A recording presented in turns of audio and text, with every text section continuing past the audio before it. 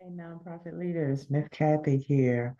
I want to take this time. This is about checking your belief at the door. Specifically for my nonprofit leaders, it can apply to anyone who's, I guess you could say, privileged or at an advantage point in life economically, right? But specifically for my nonprofit leaders, I really, really, really need you to check your beliefs at the door. What I mean by that is check them before you start your nonprofit. If you've already started it, from time to time, you really need to run these questions or these statements by yourself and make sure that you're looking or you're looking at this from, I'll say, from the perspective of glass half full instead of glass half empty. That's how we need to take care of people. So, what brought me to this is that a lot of times in coaching programs, you have, they talk about a block or limiting belief that you might have, even in your own life or just situation or something that's keeping you from doing things. So, what I did is I created a belief survey specifically for nonprofit organizations to see where they are on that scale of their beliefs as it relates to helping others. And I'm going to go over the first five statements. It's like a 10, can't say question, but a 10 statement um, questionnaire. And let me just go over it real quick, you guys. And I'm only going to do five. And so at the end, I'll tell you how you can actually get the full survey or take the full survey. Okay. Fair enough. All right. Let's get into it.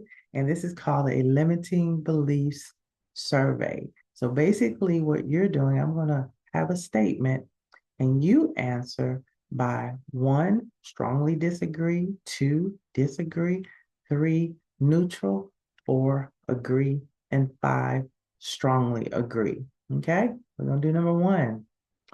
I believe, that's you, that securing funding for my nonprofit is extremely difficult because money is scarce.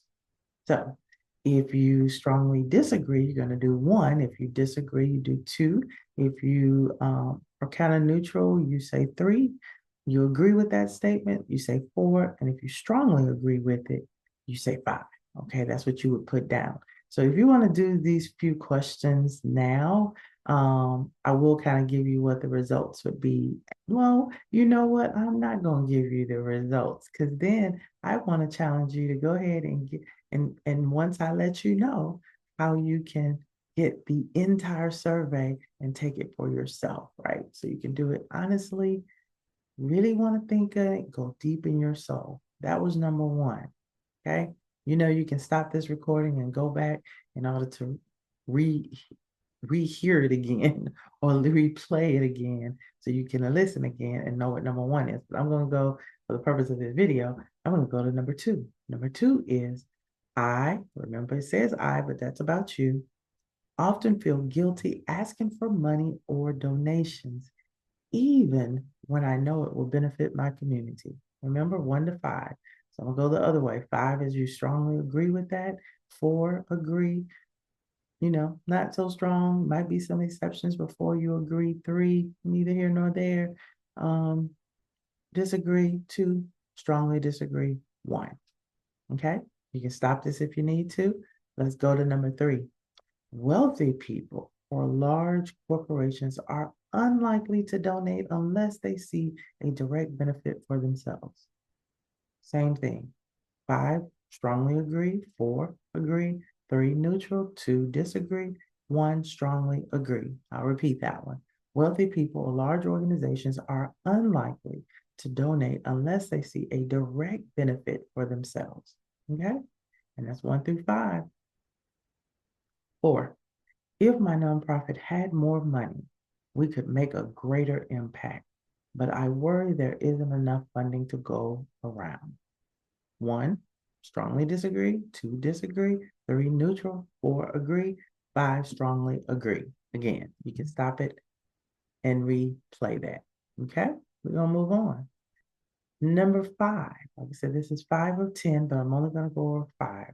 Some people in my community are stuck in cycles of hardship, and no amount of support will change their situation. I've heard some people say, the Calvin, some people are just a lost cause, right? So if you strongly agree with that, that's 5. If you agree, that's 4. That's 3 is neutral. Disagree, 2. And then if you strongly disagree, that is number 1. So that was 1 through 5 of the limiting beliefs survey for nonprofit leaders. Now, let me tell you how to get to being able to see the entire survey as well as yeah. So what I've done, what I've recently in the past few months, I've created this community on what's called the school platform, and it is a free community. So I go over things like this, right? So you actually get access. You can download the survey for yourself. You can either print it or you can fill it out online. I made it fillable, and you answer these quotes, these statements. I'll say your belief in these particular statements, whether it's on one side to the left, which is strongly disagree, or the other side to the right, where you strongly agree with these statements. And then at the end, I will give you what that means. So if you scored blah, blah, blah, then this is what it means, right? And then at the end, I give you some daily affirmations that you may want to adopt in your daily life as you go along in your nonprofit journey. So, how do you do that?